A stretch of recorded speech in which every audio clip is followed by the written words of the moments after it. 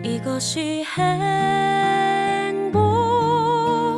행복이라오. 할렐루야. 아멘. 늦게 오신 분을 위해서 예레미야서 3장 1절에서 5절 말씀 읽었습니다. 자, 우리 좌우 앞에 있는 분들과 힘있게 다시 한번 인사하겠습니다. 수고하셨습니다. 수고하셨습니다. 많이 수고하셨습니다. 많이 수고하셨습니다. 자, 오늘 우리가 함께 살펴볼 예레미야서 3장 1절에서 5절 말씀 묵상한 대로 여러분과 말씀을 나누겠습니다. 예레미야는 구약의 많은 선지자 중에서도 특별히 돌아와 이 말을 가장 많이 사용한 선지자입니다. 무려 125번이나 돌아오라는 외침이 나오는, 그 중에서도 3장하고 4장에만 무려 약 20번이나 반복됩니다. 이제 처음 시작하는 거예요. 돌아오라. 그만큼 하나님께서 이스라엘 백성을 간절히 돌아오라. 무수하시다. 돌아와. 제발 좀 돌아와. 그런데 문제는 이 백성들이 겉으로만 회개했다라는 거예요. 하나님 앞에 나와서 눈물 흘리고 입술로는 주님 이렇게 고백하지만 그 마음은 뭐잖아요? 여전히 이 우상을 붙들고 있는 거지. 그래서 하나님은 살아계셔서 사람의 속마음을 아신다라고, 중심을 아시는 분이라고 우리는 특히 알고 있습니다. 할렐루야. 아멘. 이스라엘 백성도 그렇게 알고 있어요. 그런데 그 사실을 까맣게 잊어버리고 겉으로 어떻게 회개한다라는 거예요. 겉으로 회개. 그러니까 예레미야는 이스라엘의 이 뻔뻔한 무엇으로 신부로 그래서 묘사하는 거지. 그래서 이스라엘은 시내산에서 하나님과 언약을 맺었으나 신랑이신 하나님을 어떻게 해요? 버리는 그러한 결과를 지금 나타내고 있다는 거죠. 그래서 그들은 끊임없이 다른 신을 쫓아서 돌아다닌다라는 거예요. 떠돌아다녀요. 그러니까 가나안에 정착을 했지만 거기에 남은 우상들을 쫓아서 여기저기 편한 대로, 자기 편한 대로, 저번에 이야기했죠. 그냥 혼합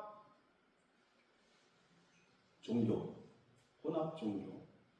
이것을 이제 한테 뭉쳐서 자기 편의 위주대로 찾아다니는 겁니다. 그래서 하나님은 이스라엘 백성에게 그래서 배반에 진노하시고 징계를 내십니다. 그래서 가뭄을 허락하십니다. 그래서 이제 늦은 비도 와야 되는데 그것까지 막으시는 거지. 그럼에도 불구하고 백성들은 깨닫지 못해.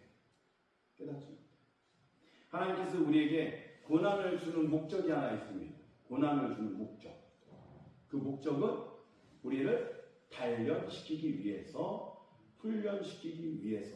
그런데 이 고난과 고통은 특별히 우리가 잘못했을 때에도 주신다라는 거예요. 이스라엘처럼. 근데 이것을 잘 구분할 줄 알고 분별할 줄 알아야 돼요. 그래서 우리가 끊임없이 저번에 이야기한 것처럼 하나님 앞에 끊임없이 묻고 또 묻고 물어야 된다라는 거예요. 이것이 진짜 하나님께서 허락하시는 훈련입니까? 테스트입니까? 아니면 사단이 주는 나에게 고통입니까? 그래서 우리에게 기도 방향이 달라져야 된다라는 거예요. 그냥 주구장창 그냥 하나님 앞에 구하는 기도가 아니라 때로는 물리치는 기도를 해야 된다. 그래서 기도의 방향이 달라지는 거죠. 그래서 이러한 하나님의 징계를 우리는 잘 구분할 줄 알아야 우리가 어떻게 해요? 건강한 신앙생활, 하나님의 자녀로서 든든히 세워줄 줄로 믿습니다. 그래서 이스라엘 백성은 하나님께서 눈을 열어주셨음에도 불구하고 자기는 어떻게 해요? 나는 잘하고 있다. 문제없다. 이렇게 착각 속에서 살아가는 거지. 다시 한번 이야기하면 이 혼합 종교는 잘못된 이 확신의 결과를 안겨준다는 거예요. 여기서 오늘 모세의 율법이 나옵니다. 신명기 24장에 그래서 이혼한 여인이 다른 남자와 결혼한 뒤 다시 전 남편에게 돌아갈 수 없다라고 이야기합니다. 근데 오늘 첫 번째 뭐라고 했죠? 하나님께서 돌아오라. 가당치도 않는 거예요. 그러니까 율법으로는 불가능한 겁니다. 율법으로는 돌아오라 할 수가 없는 거예요. 그런데 하나님은 인간의 남편과 다르다라고 이야기하시면서 법대로라면 이스라엘은 다시 받을 수 없는 그러한 존재예요. 근데 하나님은 여전히 기다리고 돌아온다면 놀라운 은혜로 베풀어 주시겠다라고 약속하고 있다라는 거예요. 이게 얼마나 큰 복인지 여러분 아시기 바랍니다. 지금 뭐냐면 신약에 예수님께서 비유하신 돌아온 탕자를 기억하시면 되는 거예요. 돌아온 탕자를. 언제라도 돌아오면 인장반지 꺼내서 끼워주고 겉옷을 벗어서 아들에게 입혀준다라는 거지요. 그렇게 하나님의 사랑의 마음이 지금 담겨 있는 것을 우리가 말씀을 통해서 우리가 깨닫길 바랍니다. 그러니까 주님은 기다려 열심히 기다려. 하나님은 계속해서 기다립니다. 돌아올 때까지. 근데 오히려 이스라엘 백성은 이렇게 이야기하는 겁니다. 주님은 나의 아버지 아니십니까? 나를 구원하신 분은 아니십니까? 어릴 적부터 지금까지 지켜주시고 보호해 주시지 않았습니까? 근데 설마 언제까지나 노하시기만 하시겠습니까? 노하시기만 하시겠어요? 언젠가는 풀리지 않겠습니까? 라고 이야기하는 거예요. 본문의 내용 가운데. 하나님은요, 그렇게 마음 먹는다면 하나님은 결과적으로 뭐예요? 말씀을 선포한 대로 하나님께서는 시행하신다라는 거예요. 이것이 엄청나게 무서운 거예요. 하나님은 내가 너를 축복할게. 그러면 여지없이 그게 언제가 됐든 축복하시는 거예요. 그러나 하나님은 내가 너를 버리겠다. 내가 너를 멸절하겠다. 내가 너를 멸망시키겠다. 이 말씀하는 순간 뭐예요? 하나님은 바로 시행하신다는 거예요. 여러분 우리가 이것을 잘 기억해야 되는 거죠. 그래서 잠언서에도 이야기하시기를 하나님을 어떻게 해요? 경외하라라고 이야기하는 겁니다. 경외하라. 즉 뭐냐면 하나님을 경외하라는 뜻은 무서워서 떠는 게 아니라 하나님을 어떻게 해요? 그 마음 가운데 존중해줘라 라고 이야기하는 거예요. 하나님을 하나님으로 존중해줘라. 어떤 하나님? 창조 주신 하나님. 이 땅에 다시 비를 주시는 하나님, 은혜를 주시는 하나님, 우리를 회복하게 해주시는 하나님으로 기억하라 라고 일러주시는 겁니다. 그래서 우리의 이 모습 가운데에 우리는 종종 늘 그렇게 생각한다라는 거예요. 교회 나오고 예배 참석하고 헌금도 하고 봉사도 합니다. 그런데 산 깊은 자리에서 여전히 하나님보다 다른 것을 의지할 때가 있다 없다? 있다 없다? 네. 이게 정직한 거지요. 이게 정직한 거지요. 하나님 앞에. 아니 거짓말 한 번도 안 하세요? 그잖아요. 저는 가끔 집사람한테 거짓말해요. 이게 뭐냐면 하나님 앞에 우리가 바라보실 때 우리의 정직함을 보신다고 얘기한 것처럼 다른 어떤 것을 의지한다는 것은 내가 무엇을 믿고 오리발을 내린다 이거예요. 그러니까 닭 잡아먹고 오리발 내리듯이. 그러니까 때로는 우리 하나님보다 먼저 돈이나 성공이나 인정, 뭐 편안함, 뭐 이런 모든 것들 다 통틀어서 어떻게 보면 내가 이것을 의지한다라는 것은 바알이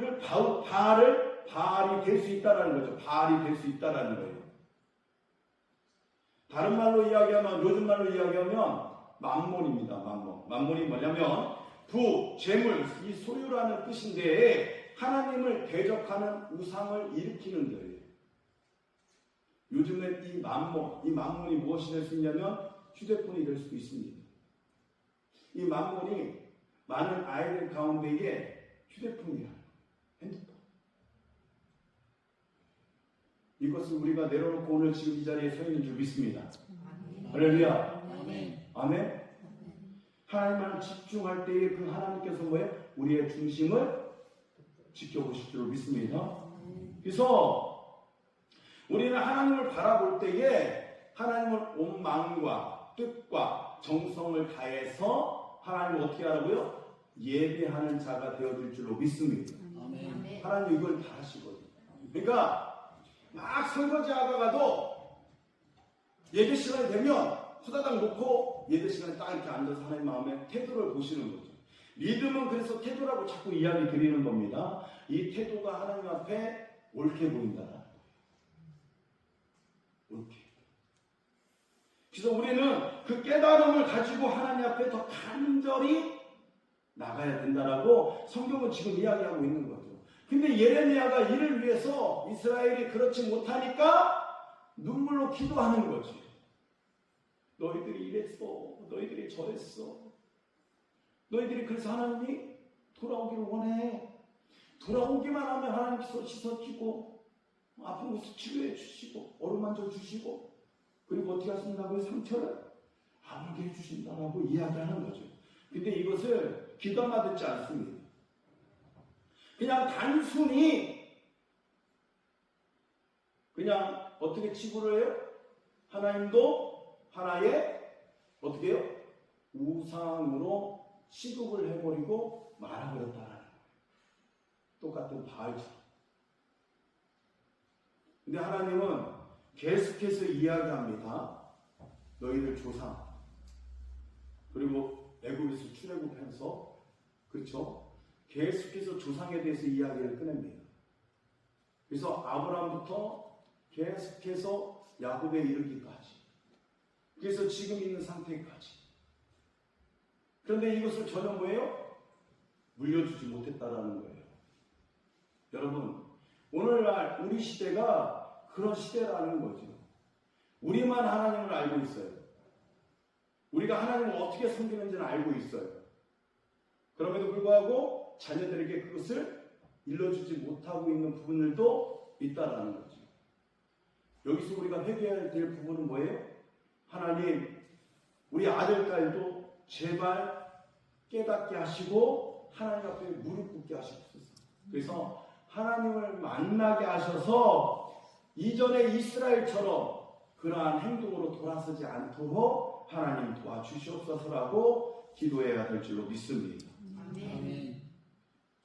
우리가 깨어서 기도하기 시작할 때에 하나님은 벌써 아시고 하나님은 우리를 인도해 주실 줄로 믿습니다. 아멘. 그래서 뭐라고요? 하나님을 찾고 또 찾으시기 바란다라는 거예요. 그 안에 우리를 향한 하나님의 부르심을 꼭 들으시길 바랍니다. 아멘. 이제는 며칠 안 남았죠. 대한민국의 대명절 추석 그렇게 생각되어집니다. 이제 우리가 추석 명절을 생각하는 것은 옛 조상들의 세운 거룩한 우리의 풍습이고 우리의 또한 예절인 거예요. 그런데 수많은 집에서도 하나님을 믿지만 옛 전통을 따라가는 부분들이 있습니다. 물론 그런 부분들 가운데 우리가 끊으면 좋아요. 끊으면. 그런데 중요한 것은 그걸 끊는다고 해서 주변 사람들이 또 이웃들이 또 나의 가족이 어떻게 한다고요? 어떻게 하겠어요? 미움의 대상이 될 수 있습니다. 미움의 대상이 될 수 있습니다. 근데 성경은 이야기합니다. 뱀같이 지혜롭고 비둘기같이 순결하라고. 우리의 마음 가운데는 하나님 믿음을 굳건하게 붙잡으시길 바랍니다. 그 대신 그러한 일의 가운데서는 어떻게 해요? 지혜롭게 하시는 거예요. 지혜롭게. 그럴 때 우리의 삶 가운데서 뿐만 아니라 그들이 바라봤을 때에 하나님을 믿는 사람은 뭔가 다르다. 제가요, 저희 집사람의 집은 안 믿어요. 집사람만 믿어요. 네. 그런데 제가 어느 날 장인어른 얼굴도 못 봤어요. 장인어른. 근데요, 제사 때 제가 갔어요. 가서 뒤에서 절은 하지 않고 묵묵하게 기도하면서 기도했어요. 그것을 몇 번 했어요. 그리고 명절 때도 찾아갔습니다. 기도했어요. 그런데요, 거기에서 제일 큰 동서가 이렇게 이야기합니다. 막내 동서는 참 특이하대요. 뭐가요? 그 큰 동서의 동생 두 분이 교회를 다녀요. 교회를 다니는데 그 동생들은 아버지 제사 때 오지도 않는데요. 아버지 제사 때 뭐 출가 외인이니까 그럴 수 있는데 오지 않는데요. 그런데 저한테 그 얘기를 하는 거예요. 당신은 목사이면서 제사에 참석을 했다라는 거예요. 저는 참석한 게 아니라 전도할 목적으로 그 자리를 지킨 거예요. 그냥 제 마음에요. 그래서 하나님께 기도한 거죠. 이들이 좀 변화받길 원하고 하나님께서 만져주시길 원하고 기도했던 거죠. 그런데 그 동서가 그렇게 얘기해요. 다른 목사들, 다른 분들은 참 그런데 목사인 동서 말이라면 내가 믿겠다라고 이야기하더라고요. 할렐루야. 아멘. 뭐가 틀려요? 태도가 틀린 거죠.